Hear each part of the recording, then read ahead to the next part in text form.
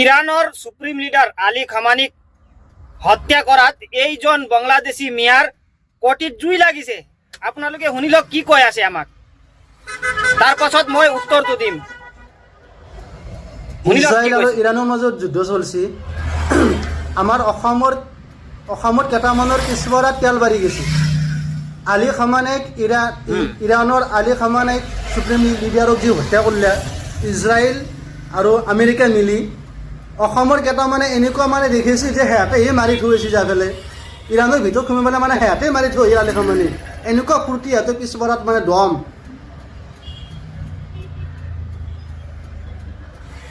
শুনিলে নহয় কি ক'লে ইয়াৰ আব্বা আছিলে নেকি খামানি তোৰ বাপেক আছিলে? খামানি কোন আছিলে সুধ মোক, মই কম। ই এজন হত্যাকাৰী আছিলে, ই এজন জিহাদী আছিলে। ইৰাণৰ খামানি মৰি গ'ল, ইৰাণৰ মানুহকেইটাই ফূৰ্তি কৰি আছে, ভাল হ'ল মৰি গ'ল। কেলে? সি এজন হত্যাকাৰী আছিলে, সি এজন জিহাদী আছিলে। ইমান বছৰে জিহাদৰ হিচাপে দেশ চলাই আছিলে। সিহঁতক মনত ভাল লাগিছে, কিন্তু আমাৰ অসমৰ এই বাংলাদেশী মিয়াৰ কোটিত জুই লাগিছে। ই বেয়া পাইছে। ই আমাৰ হিন্দুক কি কৈছে আপুনি শুনি লওক। এই গাই গৰুৰ গোবৰ খোৱা, এই গাই গৰুৰ মুঠ খোৱাৰ এই জাতকেইটাৰ কথা কৈছোঁ মই। তহঁতৰ যদি ইমানেই পিছপৰা দম আছে, তহঁতে যায় এই ইজৰাইলৰ আৰ্মিত ভৰ্তি হ। ইজৰাইলৰ আৰ্মিত ভৰ্তি হৈ পেলাই ইৰাণক ঠেচ কৰি থৈ আমাৰ ক'ব লগা নাই। ইমানে যদি তহঁতৰ পিছপৰা দম, ইমানে যদি তহঁতৰ সাহস আছে, আমেৰিকাৰ আৰ্মিত জইন কৰ। আমাক বোলে গৰু মুঠ খোৱা, গৰু গোবৰ খোৱা। তোৰ বেছি দিন নাই আৰু। ই এজন, মই একদম এই ভিডিঅ'ৰ মাধ্যমেদি মই আজি আমাৰ গোটেই অসমৰ আৰু অসম চৰকাৰক জনাব বিচাৰিছোঁ, ই এজন জিহাদী। ইয়াক জলদি এৰেষ্ট কৰিব লাগে আৰু এৰেষ্ট কৰি কিনে ইয়াৰ একদম পিঠি বহল কৰিব লাগে।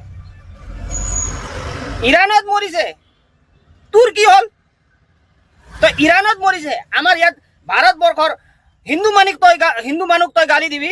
হা, কি বুলি ভাবিছ তই? তই জিহাদী। লগতে মই কৈ দিছোঁ, এইজন মানুহ মোৰ মতে এজন জিহাদী হয়। যদি জিহাদীক ছাপোৰ্ট কৰে তেনেহ'লে জিহাদী, আৰু জিহাদীয়ে যি শাস্তি পাব লাগে এইজনে সেইটোৱে শাস্তি পাব লাগে। আৰু এই ভিডিঅ'ৰ মাধ্যমেদি মই এটা কথা স্পষ্ট কৈ দিছোঁ, হিন্দু হওক या মুছলিম হওক, যোনে জিহাদীক ছাপোৰ্ট কৰে, যোনে হত্যাকাৰীক ছাপোৰ্ট কৰে, যোনে মাওবাদীক ছাপোৰ্ট কৰে, যিমান মাওবাদী জিহাদীয়ে যিমান শাস্তি পাব লাগে ইমান সেই ছাপোৰ্ট কৰা ব্যক্তিও পাব লাগে। আৰু এই ভিডিঅ'ৰ মাধ্যমেদি মই অসম চৰকাৰক লগতে ভাৰত চৰকাৰক এটাই কথা কৈ দিছোঁ, এই এজন জিহাদী। যিমান পাৰে ভিডিঅ'টো শ্বেয়াৰ কৰিব, লগতে কমেণ্টত সকলোৱে নিজৰ মতামত দিব। জয় হিন্দ, জয় আই অসম।